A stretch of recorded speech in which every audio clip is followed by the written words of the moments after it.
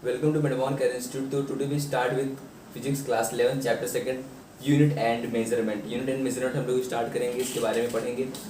सबसे पहले आता है हमारा टर्म यूनिट और उसका मेजरमेंट. ठीक है, तो यूनिट किसको बोलते हैं? कोई टर्म हो गया, अगर मान लो हमको डिस्टेंस या फिर टाइम अगर शो कर रहा, मान लो हम टाइम शो कर रहे हैं 10 सेकंड का, ठीक है, डिस्टेंस शो कर रहे हैं 20 मीटर का, तो ये जो आगे 20 और 10 आ रही है ये सब यूनिट टर्म होती है. इसको हम लोग मेजर किया, ठीक है, हमने मेजर कर दिया. अभी हम लोग इसके बारे में पढ़ेंगे. मान लो हमने अगर लिख दिया 10 सेकंड, तो यहाँ पर 10 क्या कहलाएगा? 10 is the magnitude. What is this? This is magnitude. और यहाँ पे सेकंड क्या कहलाएगा? यही तो मेजरमेंट है, किसके रिस्पेक्ट में हम लोग मेजरमेंट कर रहे हैं. अगर मान लो यहाँ पे 10 सेकंड जगह 10 मीटर लिखा हो तो इसका मतलब क्या हुआ? वो हम लोग डिस्टेंस के रिस्पेक्ट में मेजरमेंट कर रहे हैं. 10 सेकंड लिखा गया मतलब टाइम है, यहाँ पे सेकंड मतलब क्या हुआ? टाइम से मेजरमेंट कर रहे हैं. ठीक है, आगे समझ में मीन्स मैग्नीट्यूड और प्लस जो मेजरमेंट होता है उससे कोई भी यूनिट हम लोग डिनोट करते हैं. चलो अब आगे पढ़ते हैं यूनिट एंड मेजरमेंट में है क्या. यूनिट एंड मेजरमेंट एक बेसिक सा चैप्टर है जहाँ से हम लोग स्टडी करेंगे, किसी भी यूनिट को लिखना सीखेंगे, एसआई यूनिट फॉर्मेशन सीखेंगे, नंबर ऑफ इक्वेशंस को बैलेंस करना सीखेंगे, किसी भी इक्वेशन को डायमेंशनली करेक्ट करना सीखेंगे, और किसी भी इक्वेशन का अगर मान लो कोई भी इक्वेशन उसका डायमेंशन आगे किसी भी टर्म का डायमेंशन कैसे निकालेंगे, वो सारी चीज़ें हम लोग इसमें सीखेंगे. ठीक है, मेन अगर इसके हम एप्लीकेशंस की बात करें, जैसे मान लो हम क्या करना है, अगर मान लो हमको मेजर करना है कि ये इसकी ये कितना लेंथ होगा, इसका मीन्स ये जो रखा गया मार्कर इसका लेंथ कितना होगा. अगर इसका लेंथ मेजर करना होगा, सिंपल हम स्केल से मेजर कर लेंगे, हमारे पास इंच टेप होगा उससे मेजर कर लेंगे. अगर हम कहते हैं कि हमारी डिस्टेंस यहाँ पे अर्थ है, जहाँ पे हम इस समय खड़े हुए हैं, यहाँ पे अर्थ से लेकर के जो मून की डिस्टेंस है वो कितनी होगी, तो कैसे क्या कोई स्केल इतनी बड़ी बनी हुई है? नहीं बनी हुई. तो यूनिट एंड डायमेंशन जो होता है उसके टर्म में मीन्स मेजर करके हम लोग फाइंड कर सकते हैं कि यहाँ से लेकर के यहाँ तक की डिस्टेंस कितनी होगी. वो सारी चीज़ें हम लोग कैलकुलेट करना यहाँ पे सीखेंगे आज. ठीक है, तो कंसेप्ट बनाए रखिए. आगे हम लोग पढ़ते हैं. सबसे पहले इसको दो पार्ट में क्लासीफाई किया गया, एक बेसिक यूनिट और दूसरी होती है फंडामेंटल यूनिट्स. कौन कौन सी यूनिट्स होती है? एक बेसिक होती है और एक फंडामेंटल यूनिट्स होती हैं. देखते हैं हम लोग कौन कौन सी बेसिक यूनिट्स होती हैं. इसको हम फंडामेंटल यूनिट्स बोलते हैं. बेसिक यूनिट्स, बेसिक यूनिट्स में कौन कौन सा आ गया? Length, mass, time, temperature, electric current, luminous intensity और कैंडेला, जिसको हम बोलते हैं अमाउंट ऑफ सब्सटेंस हो गया इसका. उसका था अमाउंट ऑफ सब्सटेंस. अगर हम पहले बात करते हैं लेंथ की, ठीक है, तो लेंथ किस में लिखते हैं? लेंथ को हमेशा हम लोग मीटर में लिखते हैं एम. मास को किस में लिखते हैं? केजी में लिखते हैं. टाइम को किस में लिखते हैं? सेकंड में. टेम्परेचर के साथ यूनिट क्या होती है? केल्विन. केल्विन में लिखा जाता है इसको के लिखते हैं हम लोग, केल्विन. इलेक्ट्रिक करंट को एम्पियर में. लुमिनस इंटेंसिटी को CD means candela. Amount of substance को हम लोग मोल के फॉर्म में लिखते हैं. तो ये 7 फंडामेंटल बेसिक यूनिट्स होती हैं जिसके बेसिस पे हम लोग मेजरमेंट करते हैं. तो सबसे पहले हमको 7 फंडामेंटल यूनिट्स पता होना चाहिए. कौन कौन सा होता है? Length, mass, time, temperature, electric current, luminous intensity and amount of substance. अब बेसिक यूनिट्स मिल करके क्या बनाती हैं? डिराइव्ड यूनिट्स बनती है. इन्हीं बेसिक यूनिट से क्या फॉर्म होता है? Derived unit. कौन सी यूनिट होती है? Derived unit. अब देखो डिराइव्ड यूनिट्स किसको बोलते हैं? जैसे length, mass, time, temperature, electric current, luminous intensity और अमाउंट ऑफ सब्सटेंस से मिल करके जो यूनिट बनेंगी उसको बोलेंगे हम लोग डिराइव्ड यूनिट. एक एग्जांपल के लिए बात करते हैं हम लोग डिराइव्ड यूनिट का. जैसे मान लो हमने बात किया, कोई भी ले लेते हैं, स्पीड की बात कर रहे हैं, चलो नॉर्मल, इसके बारे में सब जानते हैं. स्पीड इक्वल्स क्या होता है? Distance upon time taken. तो देखो डिस्टेंस आ रहा है और टाइम आ रहा है, तो डिस्टेंस लेंथ में मेजर करेंगे, मीटर में होगा. टाइम भी आ रहा है, यहाँ पे देखो टाइम आ रहा है. मीन्स जो भी ये यूनिट बनती है डिराइव्ड यूनिट इसी से मिलकर के बनती है, और जिनका बेसिक फॉर्म होता है वो यहीं से आता है. जैसे देखो डिस्टेंस आ गया, लेंथ, टाइम आ गया, टी, दोनों चीज़ यहीं से आ गया. ठीक है, दूसरा हम बात करते हैं एक्सेलरेशन. एक्सेलरेशन का change in velocity upon time taken. Velocity है यहाँ पे वेलोसिटी नहीं, लेकिन वेलोसिटी का फॉर्मूला क्या होता है? Displacement upon time taken upon time होगा. तो डिस्प्लेसमेंट और टाइम क्या है? लेंथ और टाइम का ही फॉर्मेशन है ना. इसी से मीन्स जो डिराइव्ड यूनिट होती है वो बेसिक यूनिट से मिलकर के बनी होती है. समझ में आएगा डिराइव्ड और बेसिक यूनिट कौन कौन सी होती है. ठीक है, आगे बढ़ते हैं. इसी में अगला टर्म आता है सप्लीमेंट्री एसआई यूनिट. कौन सी SI unit? Supplementary SI units. Supplementary देखो कौन सी, दो टाइप्स की होती है. एक होता है steradian and another one is radian.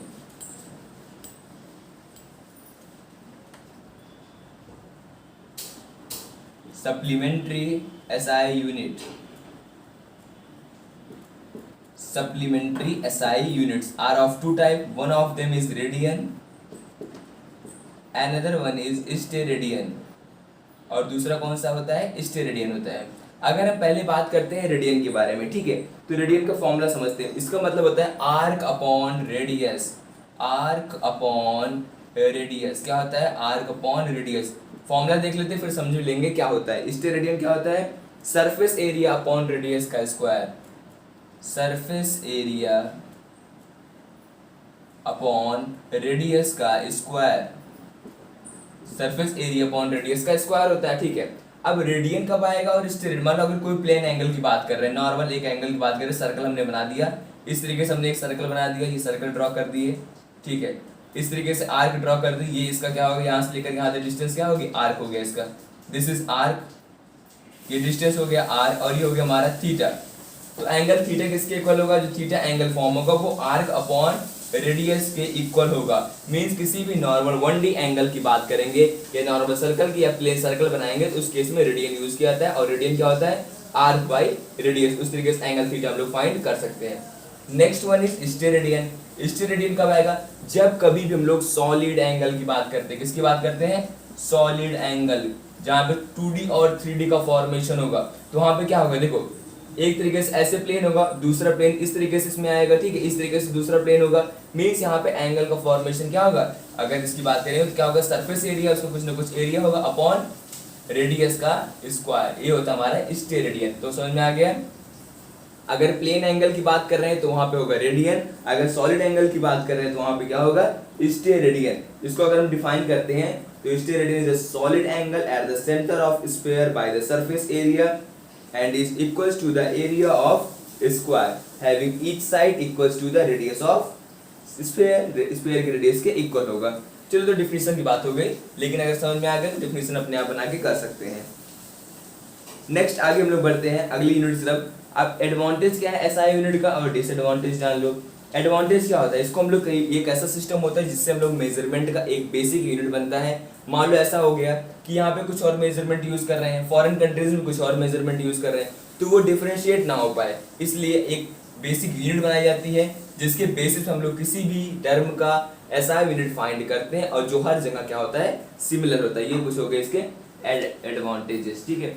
तो आगे समझ में एडवांटेजेस, आगे बढ़ते हैं हम लोग कुछ सम प्रैक्टिकल यूनिट्स, कुछ प्रैक्टिकल यूनिट के बारे में डिस्कस करते हैं। जैसे मान लो मेजरमेंट करना है तो वहाँ पे मीटर होगा, मान लो डिस्टेंस बहुत ज़्यादा है तो क्या हम लिखेंगे 1000 metre, 10,000 metre, 12,000 metre, 1 lakh metre, बहुत बड़ी यूनिट हो जाएगी ना। उसको हम लोग इसलिए पावर में डिनोट करके लिखते हैं, और वो पावर फॉर्म नोटेशन एक टर्म होता है जिसके बारे में हम लोग पढ़ेंगे, ठीक है। तो कौन कौन से टर्म होता है जिसमें हम लोग उसको लिखते हैं। सबसे पहले आता है हमारा टर्म, अगर हम लोग शॉर्ट डिस्टेंस की बात करें, बहुत छोटे डिस्टेंस की बात कर रहे हैं, तो इसमें लिख दो मान लो मिली एम्पियर, मिली टर्म यूज किया, एम्पियर इंपॉर्टेंट नहीं है। यहाँ पे आते को मिली अगर कहीं पे भी आ रहा है तो मिली होता है। माइक्रो टर्म यूज करते हैं, माइक्रोमीटर, माइक्रो एम्पियर लिख देते हैं, करंट के बारे में लिख रहे हैं। मीटर भी लिख देंगे तो भी उसके लिए होगा मिली और माइक्रो, याद रखो बस, ठीक है। अगर हमने लिख दिया मिली तो मतलब कितना होगा 10⁻³ एम्पियर, माइक्रो लिख दिया कितना हो जाएगा 10⁻⁶ एम्पियर, और भी छोटा हो गया, ठीक है, 10⁻³ और छोटा हो गया उससे, 10⁻⁶ उससे भी छोटा हो गया, that is micro ampere. Next nanometre की बात करते हैं। नैनोमीटर कितना होता है, इससे भी छोटा 10⁻⁹, ठीक है। मीटर हो गया, मीटर लिख देना हमने, आप देखो मीटर हो गया। पिकोमीटर कितना होता है, पिकोमीटर कितना आएगा 10⁻12 मीटर के इक्वल होगा। तो ये कुछ बेसिक स्मॉल यूनिट्स हो गई। अगर शॉर्ट डिस्टेंस मेजरमेंट करना होगा तो हम लोग इसका यूज कर सकते हैं, milli ampere, micro ampere, nanometre and picometre. चलो और छोटा सा और डिस्टेंस मान लो कम है, मान लो फर्मी में है, फर्मी देख लो क्या होता है, फर्मी किसके लिए 10⁻⁻15 मीटर को हम लोग क्या लिख सकते हैं, फर्मी लिखते हैं, ठीक है। ये सब कैसी यूनिट्स हैं, ये सब प्रैक्टिकल यूनिट है। और भी बात करते हैं, इसको नोट कर लो जल्दी से नीचे लिख देते हैं। नेक्स्ट आते हैं हम लोग एंगस्ट्रॉम, किसकी बात करेंगे, एंगस्ट्रॉम। एंगस्ट्रॉम कितना होता है 10⁻⁻10 मीटर के इक्वल होता है। इसको हम लोग सिंपली A0 ऐसे लगा देते हैं, इसको बोलते हैं हम लोग एंगस्ट्रॉम। तो पेपर में कुछ भी पूछ सकता है, क्वेश्चन में कुछ भी आ सकता है कि बॉय एक मान लो कोई एटम है, उसकी जो डिस्टेंस न्यूक्लियस है वो 1 एंगस्ट्रॉम के इक्वल है। इसका मतलब कितनी है डिस्टेंस, 10⁻⁻10 मीटर के इक्वल होगी। चलो अब आगे बढ़ते हैं। नैनोमीटर हो गया, नैनोमीटर के बारे में डिस्कस कर लिया, 10⁻⁹ मीटर। अगर लिखा गया कहीं माइक्रोन, तो माइक्रोन को ही यही बोलते हैं, ठीक है, माइक्रोन ही यही होता है, माइक्रोन लिखा गया कहीं पे, इसका मतलब क्या हुआ, माइक्रो टर्म यूज करें, इसका मतलब हो गया micron, 10⁻⁶।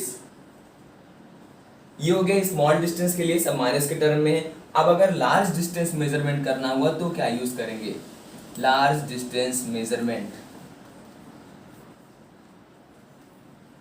Next one is large distance measurement.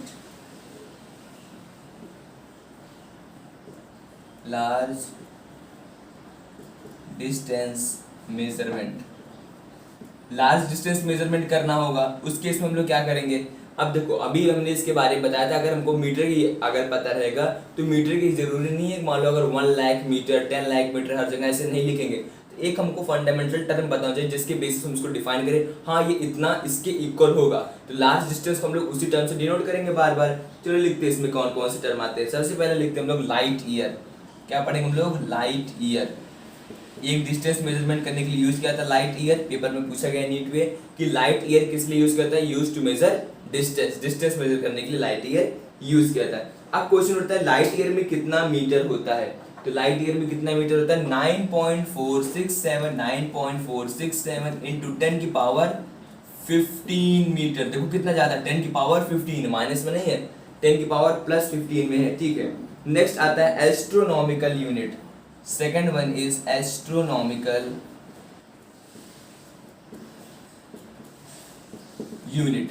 Astronomical unit में कौन कौन सी यूनिट आती है, कितना मीटर होता है, लगभग 1.496 इंटू 10⁻11 मीटर, ये होता है हमारा astronomical unit. Next one is parsec, third parsec, ये भी लार्ज डिस्टेंस को मेजरमेंट करने के लिए यूज करता है।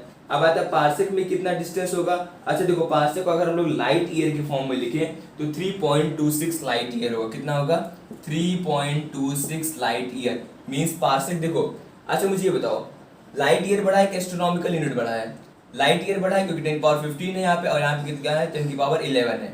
पार्सेक में क्या होता है, 3.26 लाइट ईयर मींस पार्सेक सबसे बड़ी यूनिट होती है, और होती कितनी है, 3.08 इंटू 10⁻16, और लिख दे हम लोग यहाँ पे 3.08 इंटू 10⁻16 मीटर, ये हो गया हमारा पार्सेक। तो सबसे बड़ी यूनिट कौन सी हुई, parsec, then light year and then astronomical unit.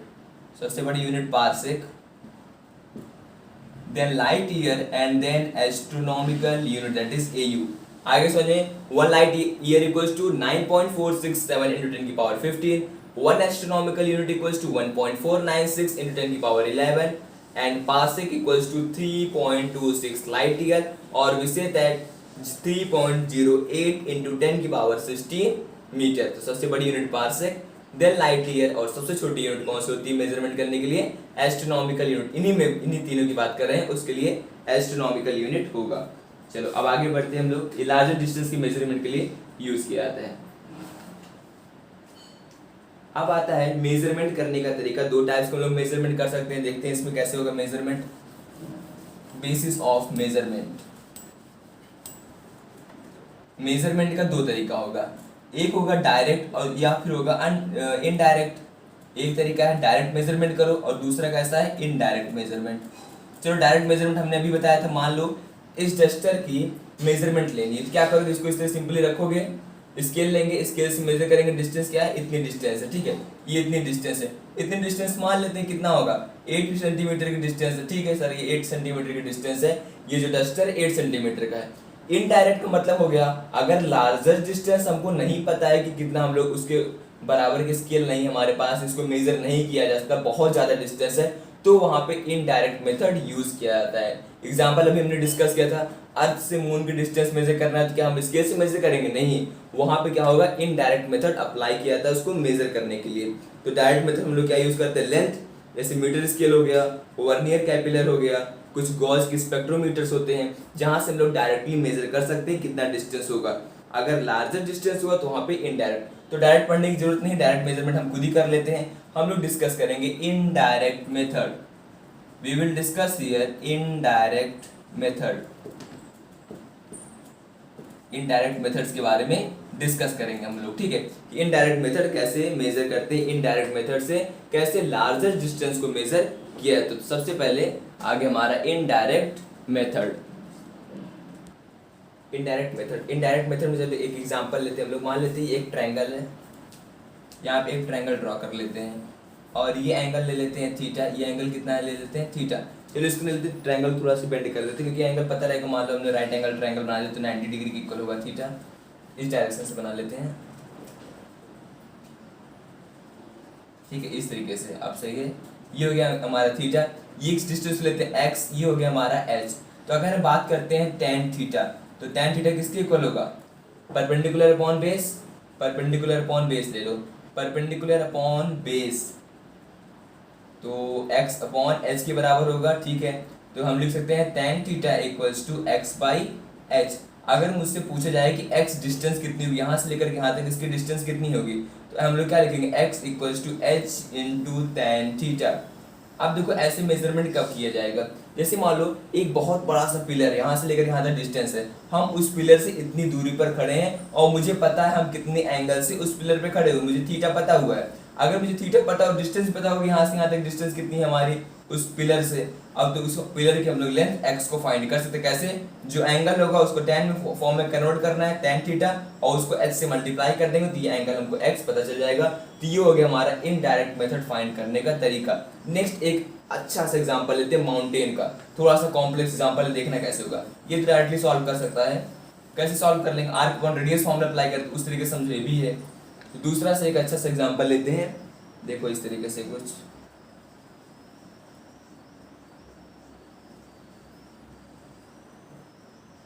मान लेते इतना बड़ा सा माउंटेन है, ठीक है, माउंटेन को हम लोग दो डिस्टेंस मेजर कर लेते हैं, दो पार्ट में कन्वर्ट कर लेते हैं, एक हो गया theta 1, this is theta 1 and this is theta 2।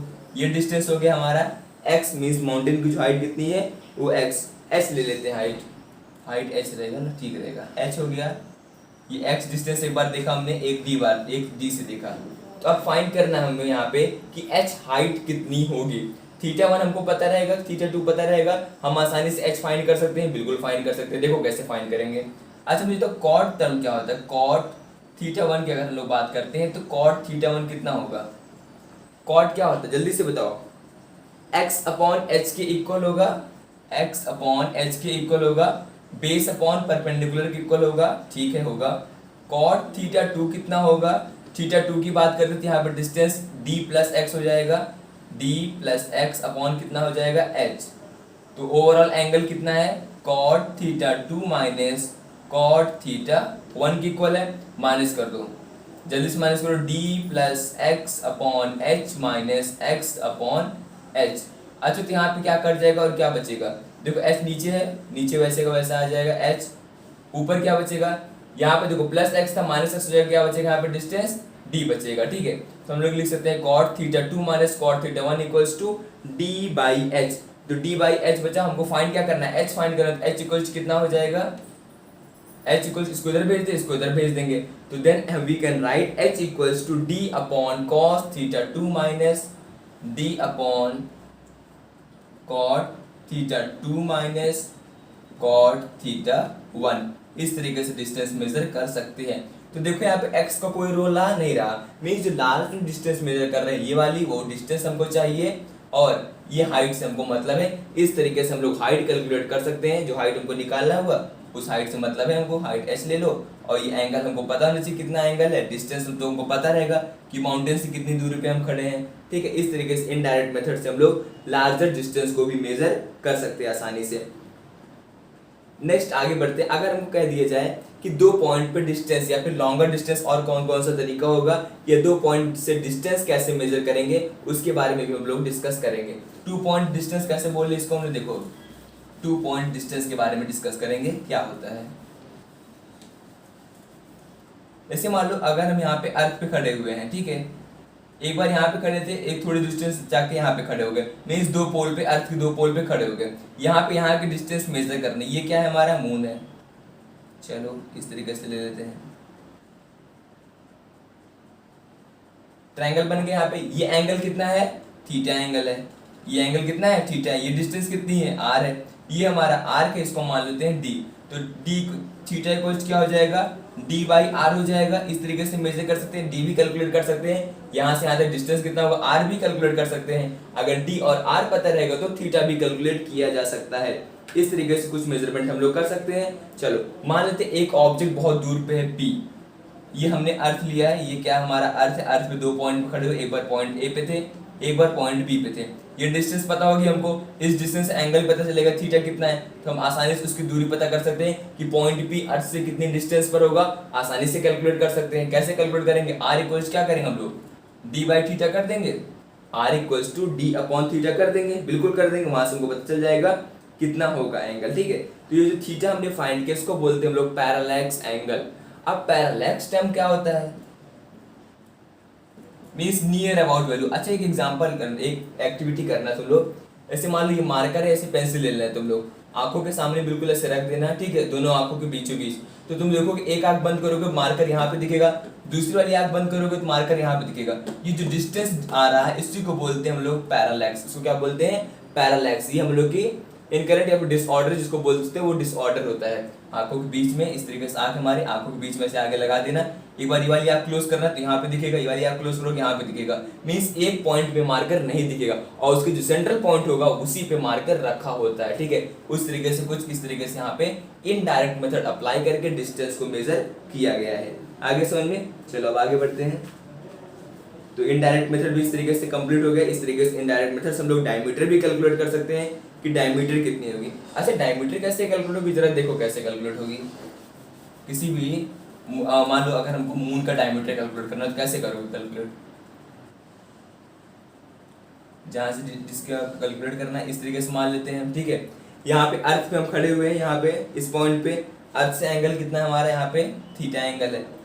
ये जो पॉइंट है ये मून मान लो, इस तरीके से हमने यहाँ पे कवर किया, इस तरीके से एंगल बनाया थीटा जिससे मून के टर्मिनल पॉइंट को मैच कर रहा है। ये डिस्टेंस तो हम लोग फाइंड कर सकते हैं, यहाँ से आर डिस्टेंस आर है। ये डिस्टेंस अगर हमको आर पता रहेगा कि अर्थ से मून कितनी डिस्टेंस पे है और कितने एंगल पे खड़े हैं तो हम अर्थ मून का डायमीटर फाइंड कर सकते हैं। कैसे फाइंड करेंगे, देखो थीटा इक्वल्स क्या करोगे, आर्क अपॉन रेडियस, आर के रेडियस से डी बाई आर कर देंगे हम लोग आसानी से। ठीक है, तो डी इक्वल्स क्या हो जाएगा, आर मल्टीप्लाई बाई थीटा। इस तरीके से डायमीटर फाइंड कर सकते हैं कि डायमीटर कितना होगा।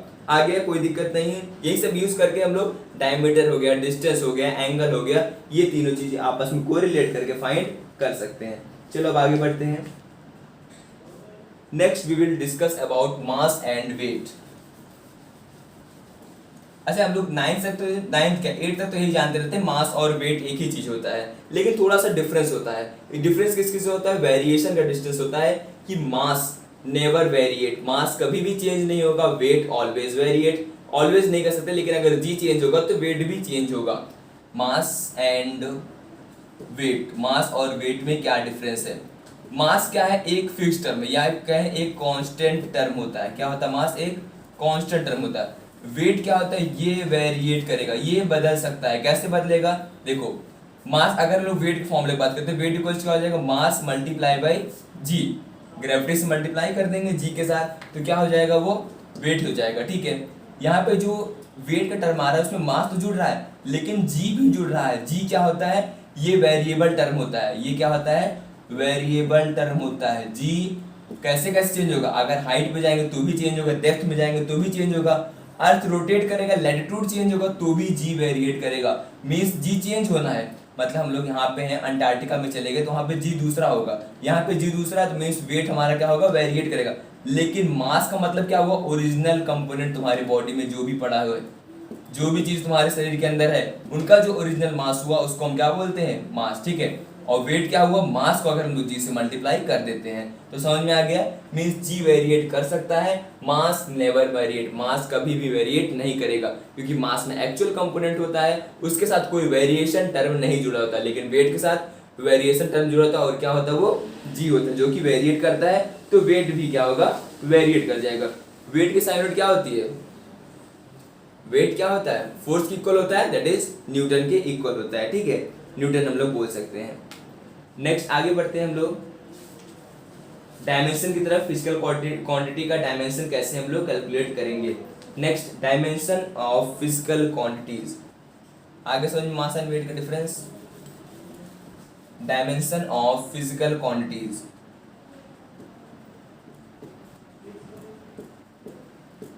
डायमेंशन ऑफ फिजिकल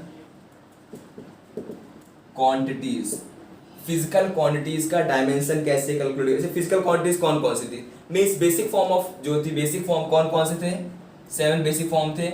लेंथ हो गया था, जल्दी से याद करो, मास था, टाइम था, टेम्परेचर, इलेक्ट्रिक करंट और क्या था, लुमिनस इंटेंसिटी। लुमिनस इंटेंसिटी के बारे में हम लोग डिस्कस भी नहीं करेंगे और ना ही हम लोग मोल के बारे में करेंगे, इन सब का यूज बहुत ही रेयर होता है।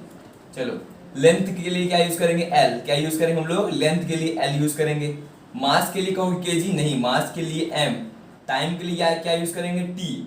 अच्छा टेम्परेचर के लिए क्या यूज करेंगे, केल्विन। इसके लिए ए और इसके लिए सी डी और इसके लिए क्या हो गया, मोल। इसके लिए वही रहेगा, लेकिन लेंथ के लिए एल, मास के लिए एम एंड टाइम के लिए टी हो गया। इलेक्ट्रिक करंट के लिए ए, टेम्परेचर के लिए के, कैंडेला के लिए सी डी और मोल के लिए एम ओ एल। चलो अब निकालना सीखते हैं किसी भी चीज का डायमेंशन कैसे निकालना है किसी भी टर्म का। सबसे पहले स्टार्ट करते हैं स्पीड, जो भी हम लोग ने डिराइव्ड यूनिट में लिया था, स्पीड की बात करते हैं। स्पीड क्या होता है, distance upon time taken. Distance किस में मेजर करते हैं, लेंथ में, ठीक है, लेंथ लिखना है एल। टाइम किस में मेजर करते हैं, टी, सेकंड होता है लेकिन यहाँ पे टी लिखना है, तो क्या हो जाएगा एल अपॉन टी, या फिर हम लिख सकते हैं एल टी माइनस 1। नेक्स्ट हम लोग एक्सेलरेशन की बात करते हैं। एक्सेलरेशन क्या होता है, वेलोसिटी अपॉन टाइम टेकन। तो वेलोसिटी का सबसे पहले डायमेंशन निकालेंगे, या फिर यूनिट पता होना चाहिए। वेलोसिटी का फॉर्मूला क्या होता है, मेन डायमेंशन निकालने के लिए फॉर्मूला याद होना चाहिए। किसी भी क्वांटिटी का अगर डायमेंशन पूछा गया, सबसे पहले इसका फॉर्मूला लिखो, फॉर्मूले से ही सब कुछ होगा। वेलोसिटी क्या होता है, displacement upon time taken. Distance का डिस्प्लेसमेंट है तो यूनिट लेंथ की ही ना, तो यहाँ होगा एल टी माइनस 1, तो L T minus 1 upon T, time का भी टी होगा, तो फॉर्मूला क्या हो जाएगा एल टी माइनस 2। डायमेंशन क्या होगा एक्सेलरेशन का, एल टी माइनस 2। चलो और कुछ क्वांटिटीज के बारे में भी बात करते हैं, और क्वांटिटीज का डायमेंशन फाइंड करते हैं। अच्छा डेंसिटी को फाइंड करना हो तो कैसे निकालेंगे, डेंसिटी की बात करते हैं तो क्या होगा, डेंसिटी क्या होता है, मास अपॉन वॉल्यूम। मास के लिए क्या यूज करते हैं, एम। अच्छा वॉल्यूम क्या होता है, वॉल्यूम होता है length into breadth multiply by height. तो इसको हम क्या लिखेंगे, एल क्यूब, क्या हो जाएगा एम एल माइनस 3 के इक्वल होगा, ठीक है सर, सही है। चलो आगे और कुछ क्वांटिटीज के बारे में बात करते हैं जो इंपॉर्टेंट है। जैसे फोर्स हो गया, अभी तुम लोग को ये थोड़ा सा कम समझ में आएगा, लेकिन जैसे जैसे क्वांटिटीज निकालते जाएंगे आसानी से सब कुछ क्लियर हो जाएगा। क्योंकि अगर मान लो फोर्स हो गया, डेंसिटी हो गया, वेलोसिटी हो गया, एक्सेलरेशन, तो ये तो बिल्कुल याद ही हो जाता है, इतनी बार हम लोग इसका डायमेंशन यूज करते हैं। फोर्स क्या होता है, मास इनटू एक्सेलरेशन। मास क्या होता है एम, एक्सेलरेशन क्या होता है, अभी निकाले थे हम लोग, देखो कैसे निकाले थे, वेलोसिटी अपॉन टाइम टेकन किए थे, एल टी माइनस 1 था अपॉन टी था, तो क्या हो जाएगा एल टी माइनस 2 हो जाएगा, ठीक है, multiply by L T minus 2। तो फोर्स का डायमेंशन कितना आ गया, एम एल टी माइनस 2 हो गया, ठीक है। आसान है, बहुत आसान है, बहुत ही ज्यादा आसान है अगर एक बार सीख गए तो। चलो थोड़ा सा और बड़ी क्वांटिटीज का निकालते हैं। ऐसे हो गया एनर्जी। एनर्जी बहुत बड़ी यूनिट नहीं, तब भी निकाल लेते हैं क्योंकि एनर्जी बेसिक यूनिट है, बार बार हम लोग को यूज करना पड़ेगा एनर्जी का। Kinetic energy, potential energy, mechanical energy का चाहे जो भी एनर्जी हो उसका एक ही डायमेंशन होगा। अगर हम एनर्जी की बात करते क्या होता है, force multiply by distance. Formula सही और क्या, बिल्कुल सही है, क्योंकि ये वर्डन के बराबर था। वर्डन क्या होता है, force multiply by distance. Force क्या आता है, M L T minus 2, M L T minus 2 multiply by distance क्या हो जाएगा, M L square T minus 2, क्या हो जाएगा M L square T minus 2। ये किसका डायमेंशन हो जाएगा, एनर्जी का डायमेंशन हो जाएगा। नेक्स्ट इसमें एक और टर्म याद रखना, मान लो सब तुम लोग निकालना सीख लोगे आगे समझ में। अगर डिस्टेंस रहेगा वहां पे, ठीक है, क्या रहेगा डिस्टेंस,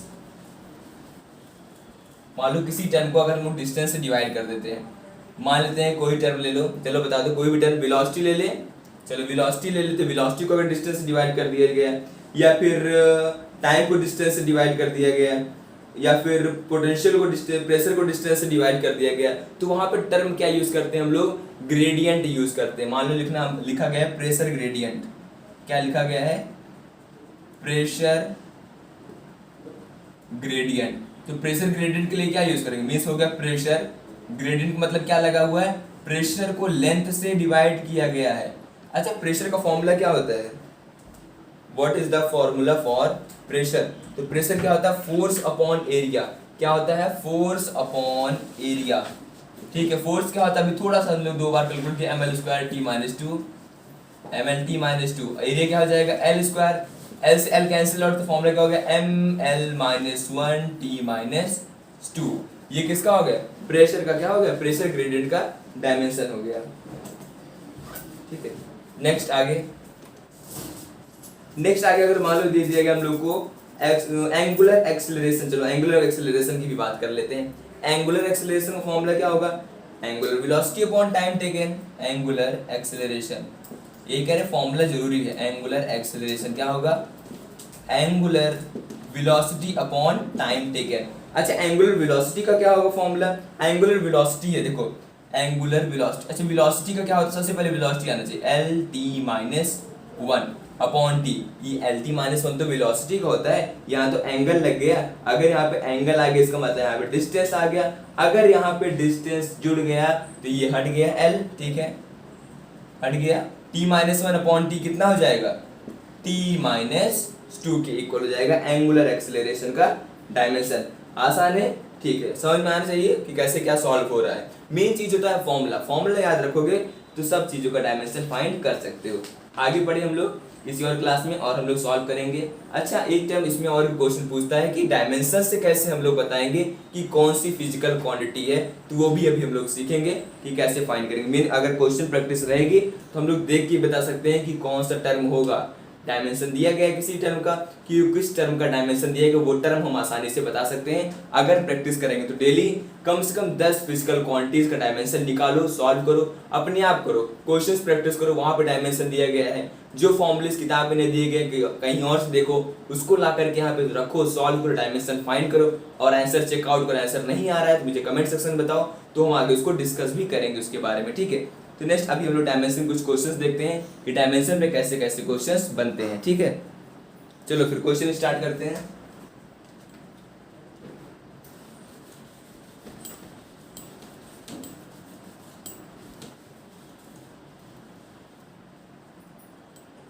क्वेश्चन स्टार्ट करते हैं ना, चलो स्टार्ट कर देते हैं क्वेश्चंस। जैसे मान लो अगर दिया गया है, अभी हम लोग ज़्यादा कॉम्प्लेक्स टर्म के बारे में नहीं पढ़ेंगे क्योंकि अभी क्लास 11 की स्टार्टिंग है, तो स्टार्टिंग हम लोग इतने टर्म्स के बारे में नहीं स्टडी किए रहते कि सभी टर्म्स के बारे में जानते नहीं क्या होगा, लेकिन फिर भी स्टार्ट करते हैं, समझ में आ जाएगा। पावर वगैरह तो पढ़े होंगे, चलो हमने तो पहले बता दी कि पावर का निकालने जा रहे हैं। कोई और टर्म ले लेते हैं, चलो कोई और टर्म ले लेते हैं, बताएंगे नहीं पहले, सबसे पहले तुम लोग ट्राई करना है इसके बारे में।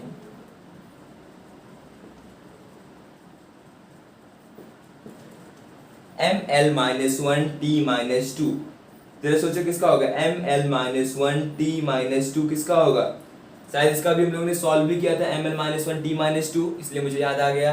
अब देखो इस किसका होगा, सबसे पहले क्या होता है, सबसे पहले यहाँ पे M L T minus two, देखो M L T minus two मतलब फोर्स आ रहा है, फोर्स आ रहा क्यों, कैसे फोर्स की, फोर्स क्या होता है M L T minus two, तो कहीं ना कहीं सारे टर्म मैच कर रहे हैं। अगर हम इसको एल स्क्वायर से डिवाइड कर देंगे तो ये टर्म बन जाएगा M L minus one T minus two बन जाएगा। एल स्क्वायर से मतलब एरिया से डिवाइड करते मतलब हमने फोर्स क्या कर दिया, एरिया से डिवाइड कर दिया। अगर फोर्स को एरिया से डिवाइड कर दिया तो क्या बन गया, यहाँ पे प्रेशर बन गया। चलो याद आ गया ना, देखो प्रेशर बन गया कि नहीं बन गया, ठीक है, बहुत आसान हो गया, आसानी से हो गया।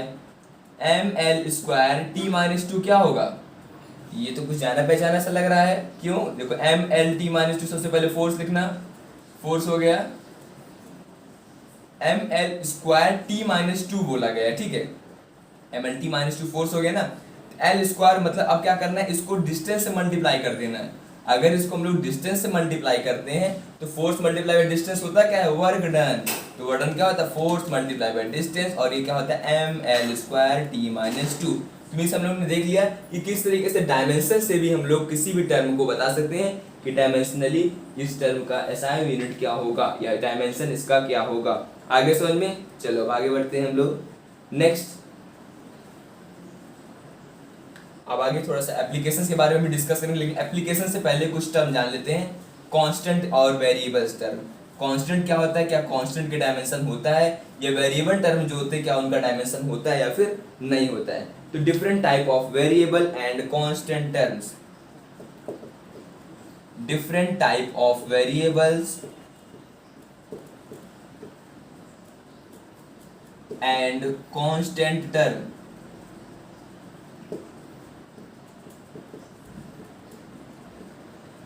वेरिएबल मतलब क्या हो, जो वेरिएट करेगा टाइम के रिस्पेक्ट में, वेलोसिटी के रिस्पेक्ट में, किसी भी रिस्पेक्ट में जो वेरिएट करे उसको क्या बोलेंगे, वेरिएबल। और जो कांस्टेंट मतलब क्या हुआ, जिसकी वैल्यू फिक्स्ड होगी, ठीक है, हाँ यही होगी वैल्यू तो हमेशा के लिए फिक्स रहेगी, चाहे जो भी कंडीशन रहेगी, मीन्स वो किसी चीज पे वेरिएट नहीं करेगा। इसी की बेस इसको 3 पार्ट में क्लासिफाई किया गया है। सबसे पहला आगे हमारा डायमेंशनल वेरिएबल। डायमेंशनल वेरिएबल ऐसे वेरिएबल जिनका डायमेंशन होगा, dimensional variable. First one is dimensional variable, ऐसे वेरिएबल जिनके पास डायमेंशन होगा उसको बोलते हैं dimensional variable. The physical quantities which possess dimension and have variable value, जो कि जिसके पास डायमेंशन होगा और उसकी वैल्यू क्या होगी, वेरिएबल, उसको बोलेंगे हम लोग डायमेंशनल वेरिएबल। से एरिया, वॉल्यूम, वेलोसिटी, फोर्स, ये सारी चीजें किसके आ गया, वॉल्यूम, एरिया, फोर्स, एक्सेट्रा, ये सब क्या होगी, सब वेरिएट करेंगे, ठीक है, किसी न किसी चीज पे डिपेंड करेंगे, ये वेरिएट होंगे। क्या इनका डायमेंशन होता है, बिल्कुल डायमेंशन होता है, ठीक है, ये हो गया पहला टाइप। दूसरा टाइप कौन सा है, डायमेंशनल लेस वेरिएबल, ऐसे वेरिएबल जिनका डायमेंशन ही नहीं होगा, डायमेंशन लेस वेरिएबल्स, ऐसे वेरिएबल्स जिनके पास डायमेंशन नहीं होगा। अब देखते हैं डायमेंशन लेस वेरिएबल्स में, the physical quantities which have no dimension. Dimensionless मतलब क्या, उसके पास डायमेंशन नहीं होगा बट इट्स वैल्यू वेरिएट, लेकिन उसकी वैल्यू वेरिएट करती है, जैसे एंगल, स्पेसिफिक ग्रेविटी, स्ट्रेन। क्या होगा एग्जांपल, एंगल का डायमेंशन नहीं होता है, स्पेसिफिक ग्रेविटी, स्पेसिफिक ग्रेविटी इसका भी नहीं होता है, फिर रिलेटिव डेंसिटी जिसको बोलते हैं, और स्ट्रेन, ये सब ऐसे वेरिएबल्स हैं जो डायमेंशन लेस होते हैं।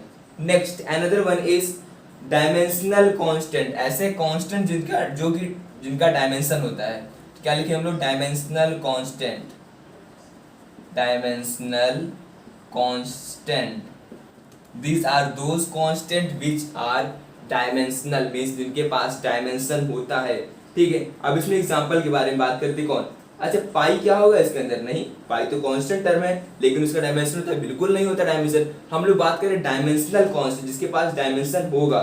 एग्जांपल बता सकते हो कुछ ऐसी क्वांटिटीज जिनके पास डायमेंशन होगा और वो कांस्टेंट कहलाएंगे। अच्छा अगर हम लोग बात करते हैं कैपिटल जी की, capital G means gravitational constant,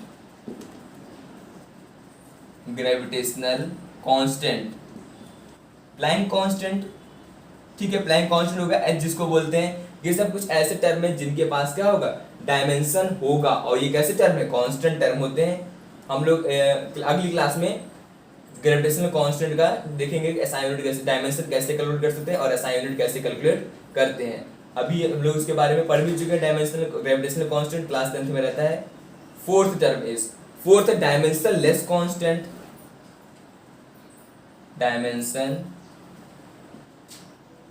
एक मिनट अब ऊपर लिख देते हैं, डायमेंशन लेस कांस्टेंट।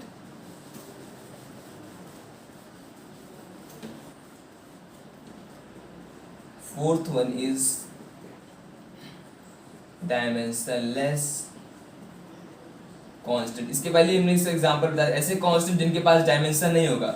एग्जांपल पाई, पाई की वैल्यू कितनी होती है 3.14, इसका मतलब ये कांस्टेंट टर्म है, इसकी वैल्यू फिक्स्ड है, वेरिएट नहीं करेगी, लेकिन इसका डायमेंशन होगा, बिल्कुल नहीं, इसका डायमेंशन नहीं होता है, ठीक है। आगे समझ में, ये सब हो गए कुछ different types of variables and constant terms. तो वेरिएबल दो टाइप्स, एक ऐसे वेरिएबल जिनका डायमेंशन होगा, एक ऐसे वेरिएबल जिनका डायमेंशन नहीं होगा। ऐसे वेरिएबल जिनका डायमेंशन होगा उसमें एग्जांपल क्या पढ़े थे हम लोग, डायमेंशनल वेरिएबल के area, volume, velocity, force. Dimensionless variable में क्या था, एंगल, स्पेसिफिक ग्रेविटी और स्ट्रेन। नेक्स्ट था डायमेंशनल कांस्टेंट, भी कौन सा टर्म पढ़े थे हम लोग, डायमेंशन जो होगा फिर भी कांस्टेंट होंगे, ग्रेविटेशनल कांस्टेंट और प्लैंक कांस्टेंट। और fourth one is dimensional less constant, constant होंगे लेकिन डायमेंशन ही नहीं होगा उनके पास, पाई हो गया, ठीक है, इसका एग्जांपल। नेक्स्ट आता है application of dimensional analysis. Dimensional analysis की एप्लीकेशन जो हम लोग अगले क्लास में इसको पढ़ेंगे कि इसका यूज कहाँ पे होता है और इसमें कौन कौन से एप्लीकेशंस होते हैं। एक बार ओवरव्यू बता देते हैं। जैसे मान लो कोई हमने इक्वेशन लिखा या फिर कोई भी फॉर्मूला लिखा, तो क्या पता ये फॉर्मूला गलत भी हो सकता है या सही भी हो। अगर पता करना है ये सही या फिर गलत है तो हम लोग डायमेंशन से इजीली पता कर सकते हैं कि वो वैल्यू सही या फिर गलत है। कोई भी कांस्टेंट टर्म हुआ, ठीक, इसे ग्रेविटेशन कांस्टेंट वैल्यू कितनी होती है 6.67 × 10⁻11, इसको पता करना हो तो भी हम लोग डायमेंशन से पता कर सकते हैं। तो और भी यूज देखेंगे, फॉर्मूला जनरेट करना हुआ तो भी हम लोग डायमेंशन से कर सकते हैं। ये सारी चीजें हम लोग अगली क्लास में डिस्कस करेंगे और एक मीट्रिक यूनिट को दूसरी मीट्रिक फॉर्म में कन्वर्ट करना भी सीखेंगे। तो आज के लेक्चर में बस इतना ही। वीडियो अच्छी लगे हो तो सब्सक्राइब करना, लाइक करना और दोस्तों में शेयर करना।